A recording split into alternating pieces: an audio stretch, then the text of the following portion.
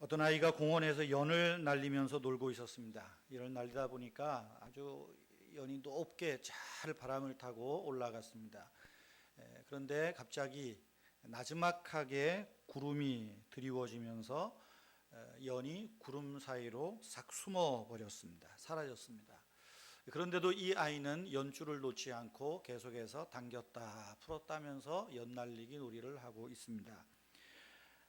그 공원을 지나가던 한 신사가 그 아이가 하는 걸 보고 아이에게 다가와서 묻습니다. 야, 너 지금 뭐 하고 있냐? 예, 연 날리고 있습니다.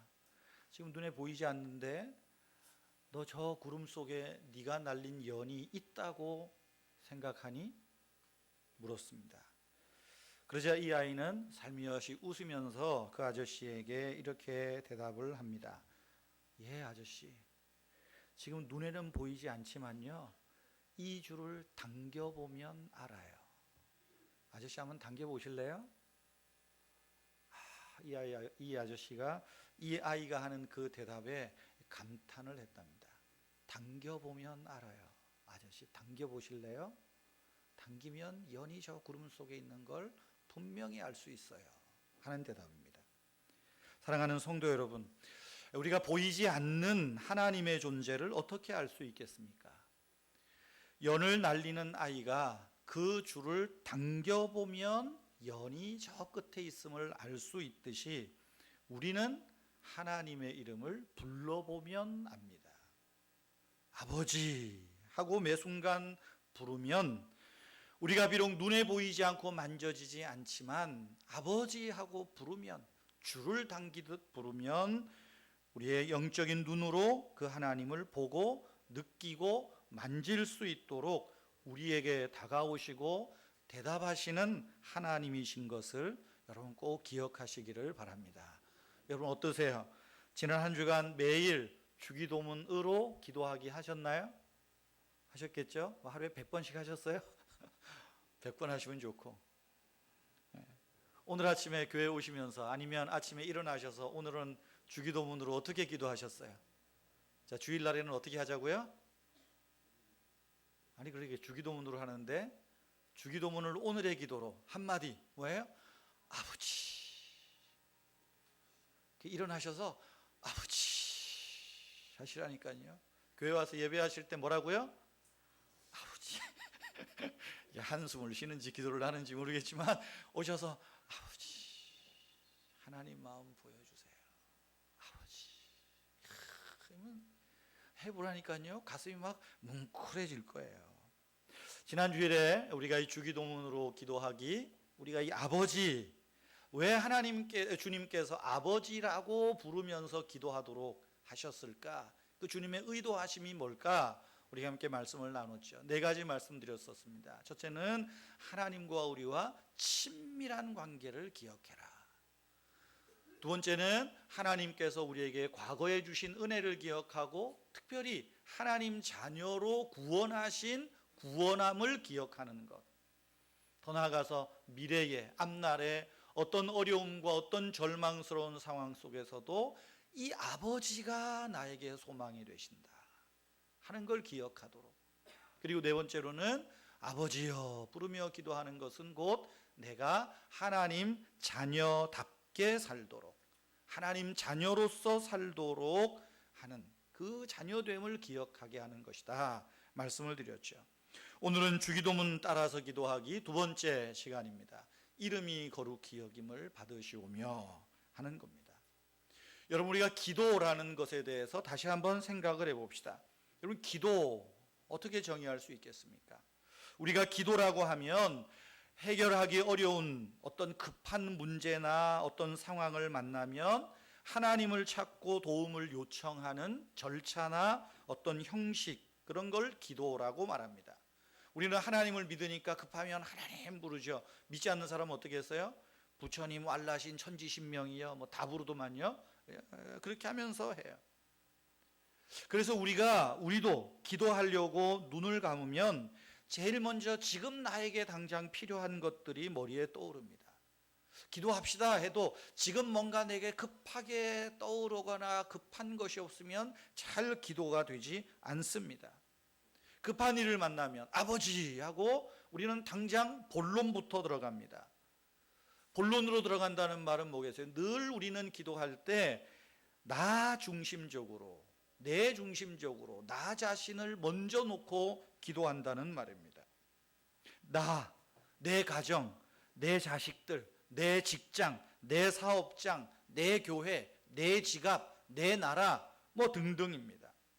이 땅에서 먹고 사는데 필요한 것들, 먹을 것, 입을 것, 잠잘 것 등등 내가 바라는 것, 내가 필요로 하는 것을 이루어지도록 간청합니다. 간절히 기도합니다. 그런데 그렇게 기도하다가 내가 뜻하는 바대로 이루어지지 않으면, 내가 기도하는 것대로 뭐가 나타나지 않으면, 진전이 없으면 우리는 알아서 기도하기를 포기합니다. 좋게 말해서 포기지만 예수 좀 오래 믿는다는 사람은 신앙적으로 잘 포장하는 능력이 있습니다. 에이, 하나님 다 알아서 해주시겠지. 그리고 속으로는 섭섭해합니다. 아니 기도하라며. 근데 왜 아직 아무것도 없는 거야. 그리고 겉에 사람들에게는 하나님 다 알아서 해주실 거예요. 속은 울어요. 섭섭해요.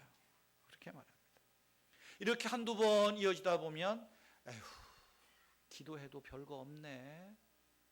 그리고 기도하기를 점점 멀리 합니다. 아니 기도하기를 점점 멀리 하다가 많은 성도들이 점집을 기웃기웃거립니다. 오늘날 기독교인들이 그렇게 점집을 많이 간다면요, 어느 점집은 예수 믿는 사람이 안 오면 장사가 안 될 정도로 기독교 신자들이 많이 온답니다. 여러분들은 어떠세요?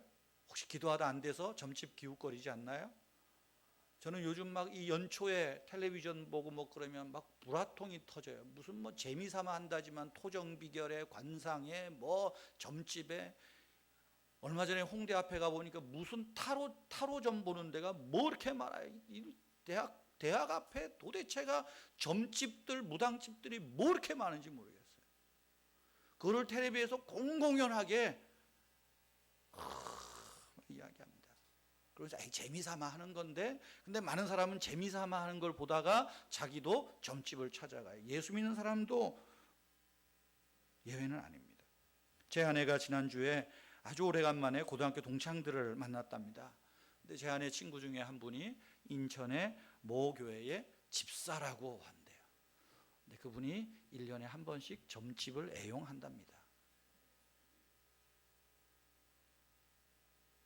그래서 그분이 이제 큰맘 먹고 내 예수 믿는데 점집 가서 되겠나, 점집을 끊었대요. 그랬는데 얼마 전에 또 그 친구가 그분에게 우리 동네 미아리까지 갈 거 없고 우리 동네 아주 용한 점집이 생겼는데 한번 점집 가자고. 그분도 교인이랍니다. 왜 그래요? 기도해도 별거 없네. 왜 내 뜻대로 안 되지? 왜 내 뜻을 구했는데 안 되지? 점집에 가면 시원하잖아요. 1년 안에 해결될 거야. 네 자식이 속색이야? 1년 안에. 1년 지나고 해결이 안 돼요. 계속 속색이에요. 1년만 참으면 또 될 거야. 또 안 돼. 6년 만에 애가 정신 차렸대요. 그거를 그래 나 같으면 6년만 참아봐 그럴 건데. 제 아내 친구의 말에 의하면 어떤 점집은 가겠다고 예약 전화를 했더니 그분이 그날은 안 된다 그러더래요. 왜 안 되느냐 그랬더니 금요 기도회 가야 된다고. 아니 실제랍니다.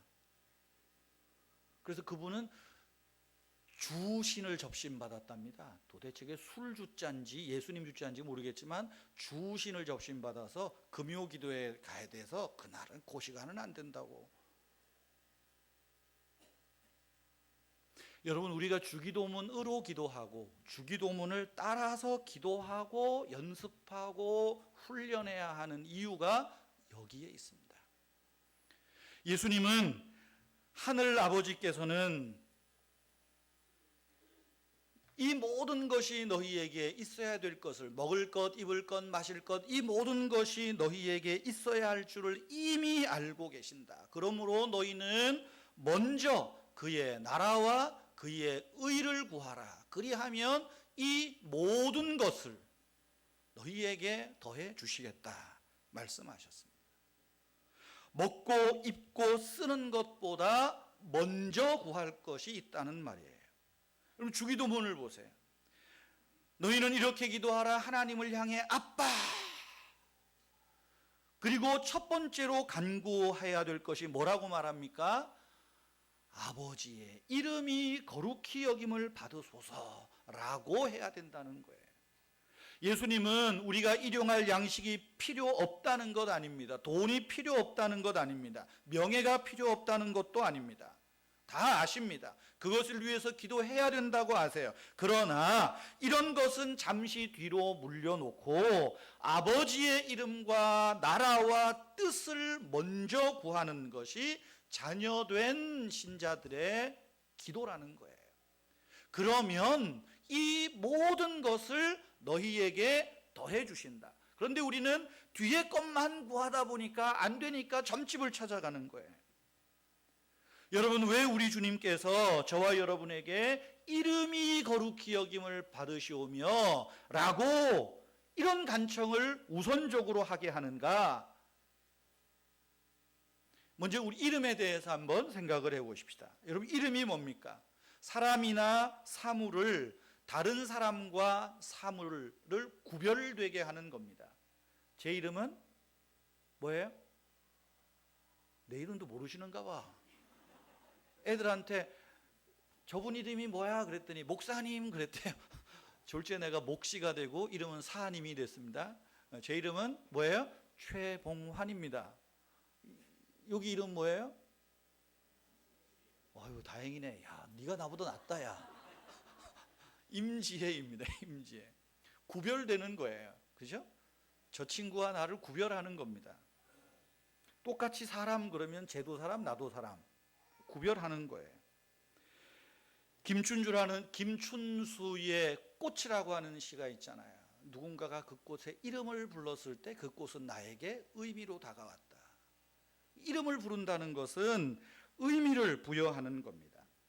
그런데 성경에서 특별히 유대인들에게 이름은 어떤 것을 사물을 구별하기 위해서 어떤 것에 의미를 두는 것만은 아닙니다. 사람의 이름을 부른다는 것은 그 사람의 의미뿐 아니라 인격, 그의 됨됨이, 그의 존재를 다 포함하는 말이에요. 이름이 거룩히 여김을 받는다. 여러분, 하나님의 이름이 무엇입니까? 성경에 보면 하나님의 이름은 수십 가지 이상 나옵니다. 그 많은 이름들은 역설적으로 말하면 하나님을 단 한마디의 이름으로, 단 하나의 이름으로 다 표현할 길이 없는 거예요. 하나님의 이름 몇 가지를 좀 예를 들어 볼까요? 엘로힘. 우리는 다 하나님이에요. 엘로힘. 창조주 하나님입니다. 엘리온이라는 이름이 있어요. 우리 성경에도 다 하나님입니다. 엘리온. 주인이신 하나님이라는 말이에요. 엘샤다이. 엘샤다이 찬송이 있어요. 전능하신 하나님이라는 표현이에요. 출애굽기로 넘어가면 모세가 하나님께 그러죠. 하나님, 당신의 이름이 뭡니까? 그랬더니 내 이름은 야훼니라. 여호와. 우리 여호와. 스스로 있는다. 나는 스스로 있는 사람이 있는 분이야 라고 말하죠. 여호와 이레, 준비하시는 하나님. 여호와 니시, 우리의 깃발 되신 하나님, 승리이신 하나님. 여호와 라파, 치료이신 하나님. 여호와 샬롬, 평강이신 하나님. 여호와 샴마, 에스겔에 거기에도 계시는 하나님. 하나님의 이름이 수십 가지가 넘습니다. 말씀드린 대로 이 모든 것은 하나님 되심, 하나님의 됨됨, 하나님 존재의 특징을 말하는 거예요. 역설적이지만 이 많은 이름들이 하나님을 완전히 표현하지 못해요. 그래서 하나님의 이름이 하나님께서 각양의 시대들마다 선지자들에게 상황에 맞게 당신의 이름을 다양하게 계시하셨어요. 그런데 예수님께서는 우리에게 기도하시면서 이런 모든 하나님의 이름을 하나로 묶어서 우리에게 말씀해요. 뭐라고요? 아빠라는 말이에요. 아버지라는 호칭만큼 이 모든 걸 다 포함하는 건 없어요. 그렇잖아요. 야, 네 아버지 뭐 하시노? 아버지 어떤 분이시냐? 그걸 한마디로 표현할 수 있어요? 아버지에 다 들어가 있는 거죠. 근데 그 아버지의 이름을 어떻게 하래요? 거룩히 여김을 받으시오며, 거룩하게 여기라는 거예요. 거룩이라는 말은 무엇입니까? 거룩이라는 말은 히브리 말로 하면 구별하다, 분별하다는 말이에요. 따로 떼놓는다라는 말이에요. 예를 들면 저와 여러분이 예수를 믿는다라고 할 때 우리가 잘 아는 말로 성도라고 말합니다. 한자로 하면 거룩한 물이죠. 우리가 거룩합니까? 근데 우리는 세상에서 구별됐어요. 하나님이 그렇게 구별해서 우리를 하기오스라고 부르는 거예요. 하기오스, 거룩하다. 이 마이크, 이게 거룩합니까? 하나님을 위해서 구별돼요. 예배 때 구별돼 있어요. 그래서 이건 성물이에요. 성구라고도 말하죠. 피아노가요, 술집에 가도 돼요.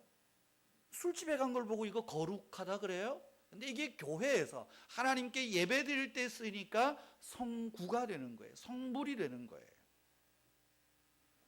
여러분, 이렇게 거룩이라는 말은 윤리적인 의미를 나중에 포함하게 한다고 하지만 거룩이라는 본래 뜻은 물리적인 개념이에요. 구별되는 것, 따로 떼놓는 거예요. 깨끗하게 떼놓는 거예요. 하나님은 거룩하시다. 무슨 말입니까? 하나님은 피조물과는 다른 초월적 존재라는 거죠. 인간과는 차원이 다른 초월하신 하나님, 전지전능하신 하나님, 그걸 다 포괄하고 있는 거예요. 특별히 하나님의 이름이 거룩히 여김을 받으소서 하는 말은 무엇이겠습니까? 하나님의 초월성을 믿는 사람들, 하나님의 초월성을 인정하는 자들이 하나님의 이름을 존중히 여기고 하나님께 대하여 경외심을 가져야 된다. 그 말씀입니다. 교회와 예수 그리스도를 믿는 저와 여러분 개개인들은 하나님을 위해서 구별된 사람들입니다. 그래서 우리는 거룩한 사람이에요. 시시한 사람이 아닙니다. 거룩한 사람이에요. 우리 좌우 옆에 한번 보실까요? 한번 보세요. 시시해 보이십니까? 거룩해 보이십니까? 아무리 시시해 보여도 거룩한 분들입니다. 거룩해요.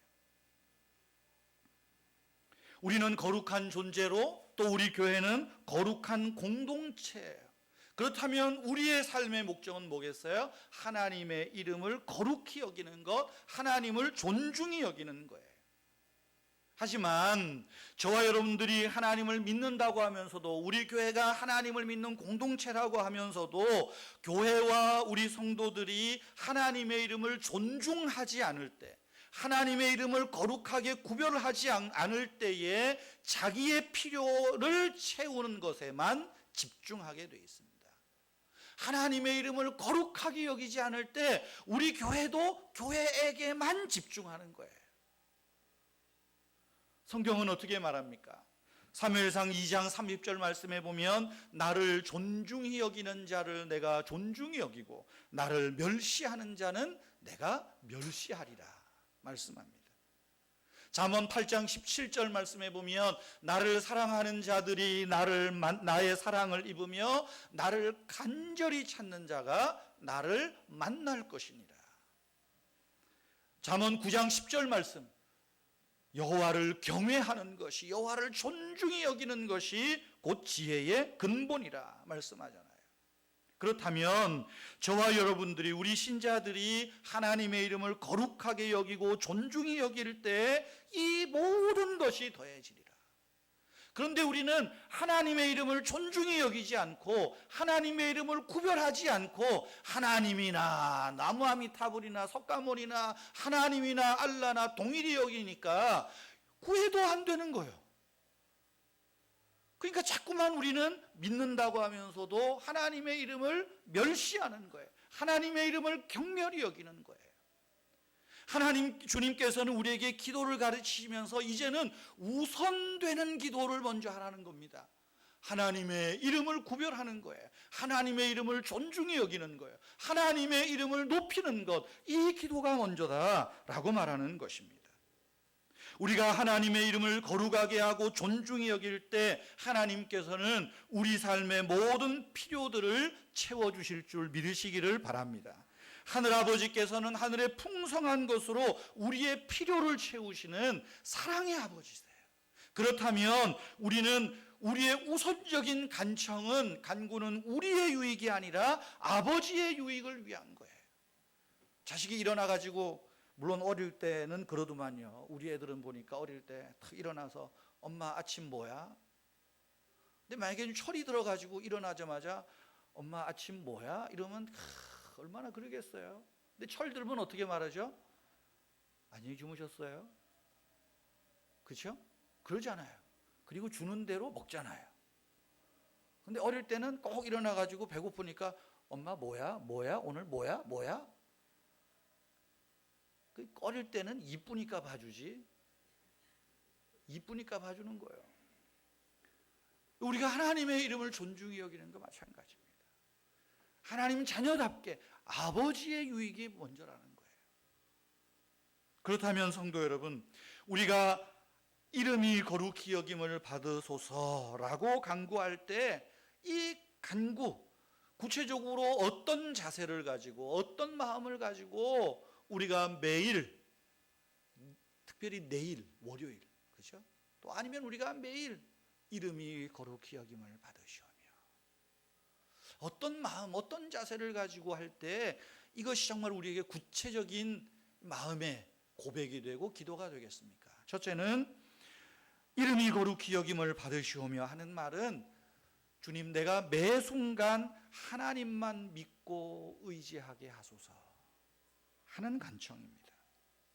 이름이 거룩히 여김을 받으시오며 하는 말은 하나님의 이름이 세상의 어떤 이름보다 구별되고 뛰어난 이름이요 능력의 이름인 것을 인정하고 내 삶에서 오직 하나님만을 의지하며 살겠습니다. 하나님, 내게 그런 힘을 주십시오. 하나님의 이름을 거룩히 여기며 살겠습니다 하는 기도예요. 히브리서 11장 6절에 보면 믿음이 없이는 하나님을 기쁘시게 못한다 그러잖아요. 그러면서 나오는 말이 뭡니까? 믿음이 없이는 하나님을 기쁘시게 못하나니 하나님께 나아가는 자는 반드시 그가 계신 것과, 반드시. 오늘 우리에게 적용하면 뭐예요? 매일 끊임없이 하나님을 의식하며 하나님을 믿으며 살아야 된다는 것입니다. 이름이 거룩히 여김을 받으시오며, 하나님, 내가 매일 매 순간 하나님 의식합니다. 하나님 의지합니다. 하나님 믿습니다. 반드시 믿고 살겠습니다. 이 고백의 마음이 우리에게 있어야 되는 거예요. 다윗은 그랬습니다. 시편 16편 3절, 우리 앞에 보시고 다 함께 읽어보십시다. 시작. 내가 여호와를 항상 내 앞에 모시며 그가 나의 오른쪽에 계심으로 내가 흔들리지 아니하리로다. 반드시 계시다. 그가 내 앞에 계시고 내 오른쪽에 계시니까 지금 당장에 어려움이 오고 고난이 오고 그것 때문에 하나님의 이름을 경멸하지 않겠다는 거 아니겠어요? 많은 사람이 하나님을 믿는다고 하지만 실제 삶 속에서는 하나님의 이름을 높이지 않습니다. 하나님이 누구인지 모르기 때문에 그래요. 하나님의 이름을 모르기 때문에 그래요. 하나님의 성품에 불신을 갖기 때문에 그런 것입니다. 다윗은 시편 19편 10절에서 말합니다. 여호와여, 주의 이름을 아는 자는 주를 의지하오리니. 주의 이름을 안다. 하나님이 어떤 분이시고 이론적으로만 아는 게 아니라 더 나아가서 반드시 그 하나님의 이름대로 내게 이루어 주시는 그분임을 믿는다는 거죠. 의지한다는 거예요. 하나님의 이름을 아는 것은 하나님이 하나님 되심을 아는 것입니다. 하나님이 나의 아빠가 되심을 아는 거예요. 그렇게 우리는 하나님을 알아갈 때 하나님을 올바르게 경외할 수 있고 하나님의 이름을 거룩히 여기게 될 수 있습니다. 지난 주일 오후에 아주 긴급하게 기도 제목을 들었습니다. 아이고, 이거 말하기가 좀 그런데 백권사님 아세요? 아이고, 다 일이 끝났으니까 지금 우리 백권사님 아들 사위 딸이 여행 중이잖아요. 가족 여행 중인데 주일날 오후에 급하게 목사님 기도해 주십시오. 긴급합니다. 그래서 뭐냐 그래 뭔가 했더니 윤 집사가 목이 부었는데 피곤하면 좀 목이 잘 부니까 한국에 있을 때도. 근데 이 붓기가 점점점 얼굴로 올라와서 얼굴이 이렇게 얼굴 좀 아는 사람이 좀 달덩이가 됐다고. 목사님 기도해 주십시오. 그래요. 어떻게 붓는데요? 모르겠어요. 피곤한 줄 알고 그냥 하루 이틀 지났는데 점점 붓는데 이 붓는 게 보통 부으면 말랑말랑 하잖아요. 근데 이렇게 좀 딱딱해진다고. 그래요? 그러면 어쨌든 기도합시다. 자, 주일날 제가 그 기도 제목을 들었어요. 멀리 있으니까 잘 몰라요. 어떻게 기도했을까요? 그렇지. 나는 우리 그래서 김정혜 집사님이 좋아. 한마디 하면 다 알아. 그래서 아버지 그랬습니다. 아버지 불쌍히 여기시라고. 아버지. 월요일날 아침에 이제 좀 서울역 쪽에서 약속이 있어서 나가는데 뭐 그날 밤에도 좀 문자하면서 문자가 왔어요. 카톡으로. 목사님 기도해 주십시오. 어제보다 어때요? 별 진전이 없습니다. 그래서 그쪽에 한인교회 목사님하고 연락이 돼서 병원을 소개받고 좀 병원을 가려고 한대요. 그래서 그래 괜찮을 거예요. 기도할게요. 그래서 제가 거기다가 전철 안에서 기도하는 마음으로 문자를 기도문을 썼어요. 하나님 작은 병, 심한 고통. 나는 작은 병이라 그러면 본인은 기분 나쁘니까 심한 고통을 통해서 자, 월요일은 무슨 기도? 요거 아버지 이름이 거룩히 여김이잖아요. 그래서 생각하고 그랬어요. 작은 병, 심한 고통을 통해서 아버지의 이름이 거룩하게 나타나기를 기도합니다. 아버지의 이름이 나타날 겁니다. 그러니까 이 집사가 아멘 하고 답이 왔어요. 그래서 오후에 집에 와서 다시 연락을 해봤더니 병원 가서 의사가 아유 괜찮은 거라고 놀라지 말라고 안심을 주고 약을 처방해줘서 약을 먹고 푹 자고 있답니다. 이제 여행 마지막 때가 되들어서 이제 아마 많이 좀 뭔가 이제 긴장도 풀리고 그랬는지 그 다음 날 다시 연락을 했어요. 어떠냐고 그랬더니 붓기가 많이 빠졌습니다. 90%는 돌아왔습니다. 90% 돌아왔더니 다 나았다는 거 아니겠어요? 그래서 어때요? 여행 일정이 어때요? 그랬더니 원래 이제 그 주일날 이동을 하게 돼 있대요. 그쪽에 어느 교회에서 사귄 어떤 교인 집을 이사를 하는데 아주 집이 큰 집이라 그래서 다른 집은 예약을 안 하고 거기에서 한 3일 이제 지내기로 하고 숙소를 옮겨야 되는데 이제 저 크라이스트 처치로 옮겨야 되는데 오클랜드로 가야 되는데 그런데 이제 워낙에 부어서 이제 이동을 못 하잖아요. 그런데 하루 지나서 알아보니까 이제 숙소가 없는 거예요. 전화 왔다 어디 숙소가 없는 거예요. 숙소가. 그래 또 뭐라 그랬겠어요? 화요일 날 나라와 뜻이 이루어지이다.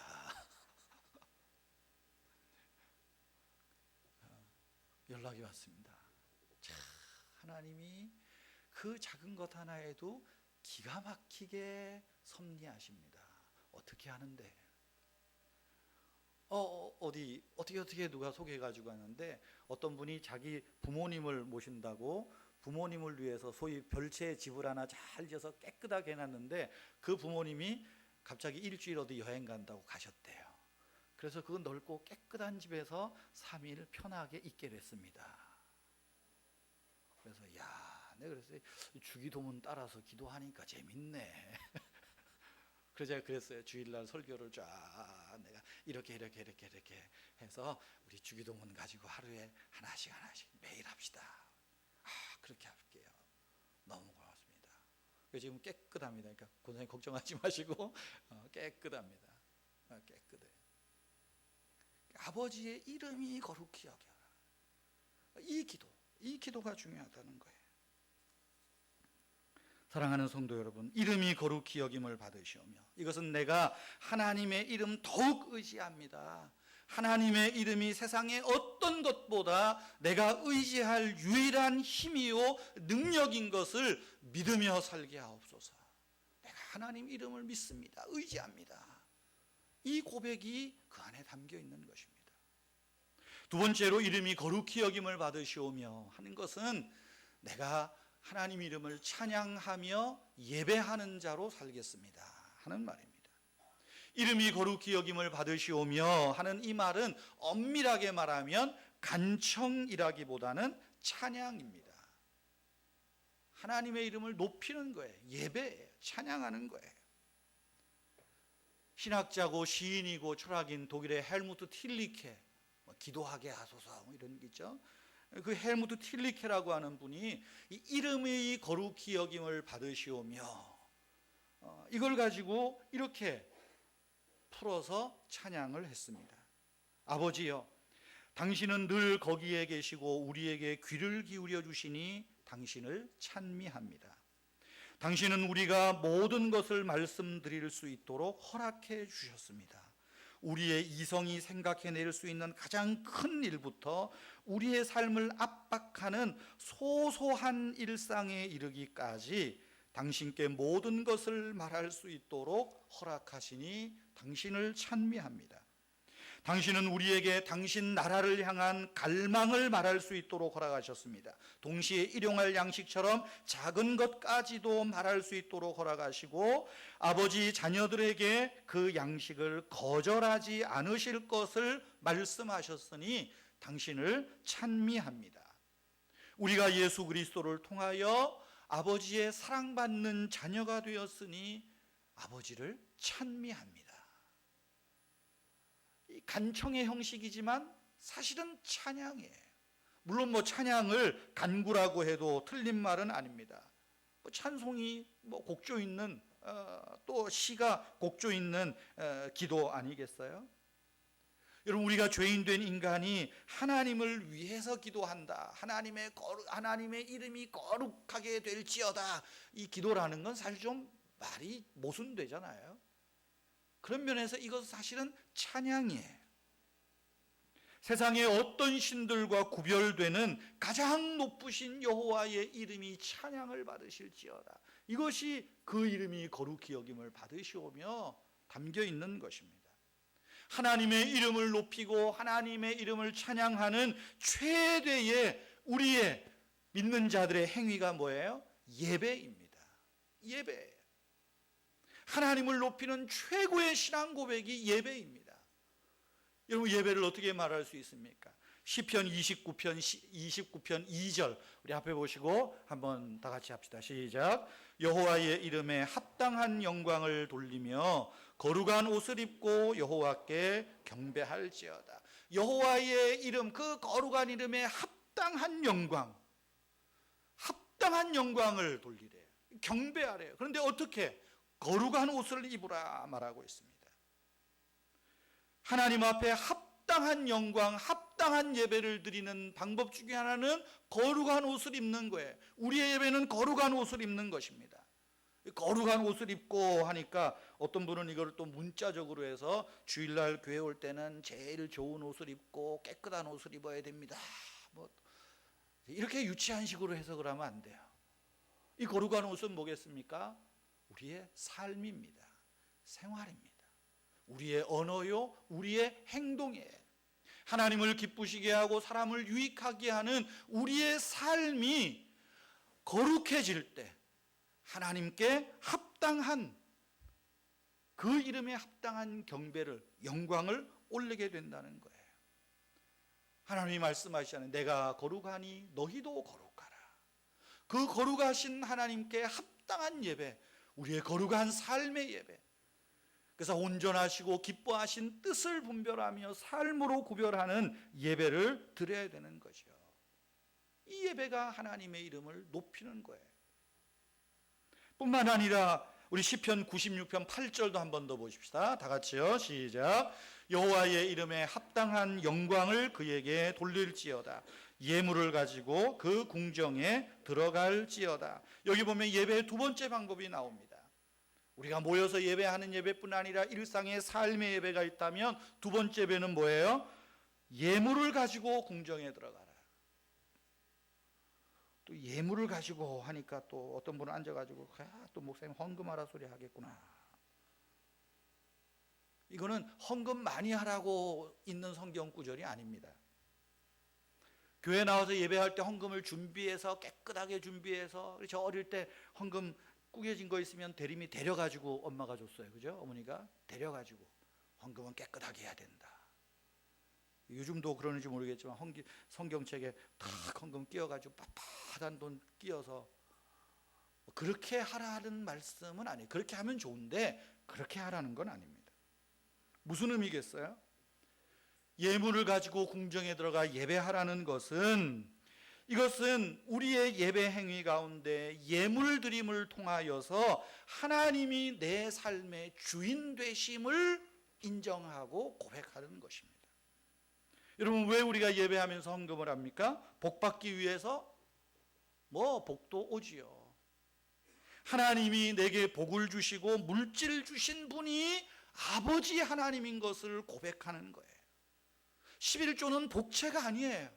내 삶에 물질 주신 하나님, 내 가정의 주인이 하나님이고, 내 지갑의 주인이 하나님이고, 내 생명의 주인이 하나님이십니다. 하나님이 내 주인이십니다. 주인됨을 고백하는 것입니다. 우리가 자본주의 시대에 살잖아요. 자본이 얼마나 막강합니까? 자본만큼 힘 있는 게 어디 있어요? 돈이 최고의 권력이고 돈이 최고의 힘입니다, 오늘날. 그러나 하나님을 믿는 사람들이 하나님 앞에 예물을 구별하여 나오고 예물을 드림으로 예배하는 이것은 뭐예요?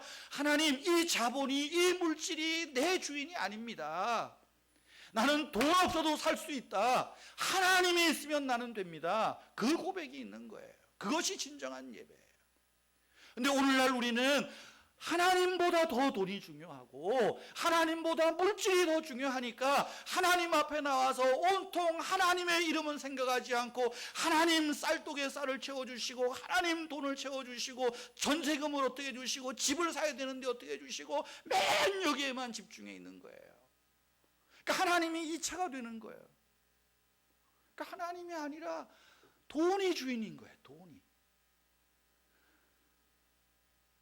하나님께 합당한 예배를 드릴 때 왜 예물이, 하나님이 가난해서입니까? 아니요.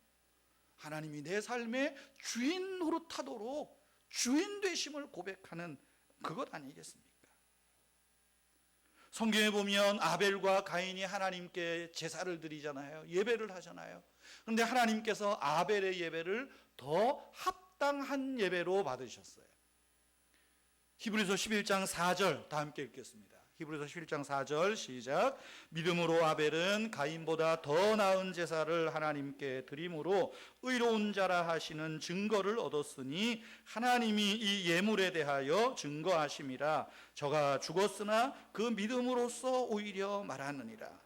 더 합당한 예배, 더 나은 제사, 뭘로 증거가 돼요? 예물이 증거한다. 가인은 예물을 안 드렸나요? 가인도 예물을 드렸어요. 아나니아와 삽비라는 예물을 안 드렸나요? 드렸어요.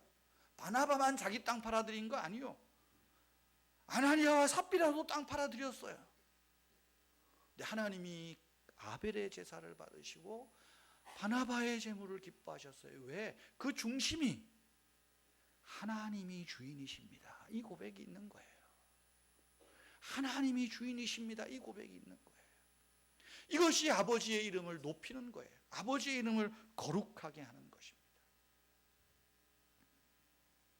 세 번째로 아버지의 이름이 거룩히 여김을 받으시오며 하는 것은 아버지께 순종하며 살게 하소서 하는 간구입니다. 성도 여러분, 우리가 하나님 뜻에 따라 행동할 때 하나님의 이름이 거룩히 여김을 받게 됩니다. 하나님께 순종할 마음도 없으면서 하나님을 주님이라고 주장하고 하나님께 불순종하는 것은 하나님의 이름을 망령되게 하는 것입니다. 마태복음 7장 21절에 주여 주여 하는 자마다 다 천국에 들어갈 것이 아니다. 내 아버지의 뜻대로 행하는 자가 천국에 합당한 자라. 뜻대로 행한다는 게 뭡니까? 순종하는 거 아니겠어요? 순종함이 아버지의 이름을 거룩히 여기는 것입니다. 우리가 하나님께 불순종할 때 하나님의 이름을 경외하고 하나님의 이름을 거룩하게 하는, 하나님의 이름을 존중히 여기는 우리의 능력은 줄어들게 되어 있습니다. 그러나 먹든지 마시든지 무엇을 하든지 아버지의 영광을 위하여 할 때 우리는 하나님의 이름을 거룩하게 높일 수 있다는 말씀입니다.